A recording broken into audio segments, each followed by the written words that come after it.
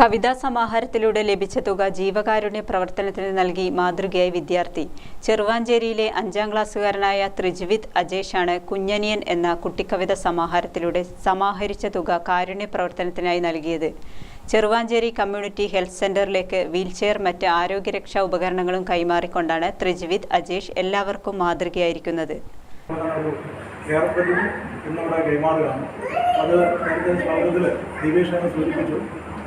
കുഞ്ഞനിയൻ കഥാസമാഹാരത്തിലൂടെ നമ്മുടെ ചെറുവാഞ്ചേരിയിൽ വളരെ നല്ല രീതിയിൽ കലാരംഗത്തേക്ക് സാഹിത്യരംഗത്തേക്ക് വളർന്നിട്ടുള്ള നമ്മുടെ കൊച്ചുകുട്ടി ആ കുട്ടി വളരെ മഹനീയമായ വളരെ കാരുണ്യവത്തായ ഒരു പ്രവർത്തനം ചെയ്യുക. അപ്പോൾ ആ ഘട്ടത്തിൽ തന്നെ അതിൽ നിന്ന് കിട്ടുന്നൊരു വരുമാനം അതോടൊപ്പം തന്നെ ത്രിജ്വിതിനെ സംബന്ധിച്ച് കിഡ്സ് അങ്ങനെയുള്ള ഒരുപാട് പ്രവർത്തനത്തിൽ ഒരുപാട് സമ്മാനങ്ങൾ കിട്ടിയിട്ടുണ്ട്, ക്യാഷ് അവാർഡുകൾ കിട്ടിയിട്ടുണ്ട്.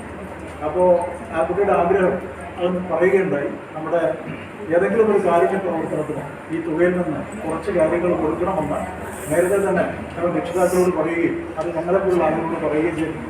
അപ്പോൾ അത് തീർത്തും വളരെ നല്ല ഒരു പ്രവർത്തനത്തിലേക്ക് മാറ്റിവെക്കണമെന്നുള്ള കുഞ്ഞനിയൻ എന്ന കുട്ടിക്കവിതാ സമാഹാരത്തിലൂടെ സമാഹരിച്ച തുകയിൽ നിന്നൊരു ഭാഗം ജീവകാരുണ്യ പ്രവർത്തനത്തിന് മാറ്റിവെച്ച ചെറുവാഞ്ചേരിയിലെ 10 വയസ്സുകാരനായ ത്രിജ്വിത് അജേഷ് എല്ലാവർക്കും മാതൃകയായിരിക്കുകയാണ്. 2 മാസം മുൻപാണ് കുഞ്ഞനിയൻ എന്ന കുട്ടിക്കവിതാ സമാഹാരത്തിന്റെ പ്രകാശനം നടന്നത്.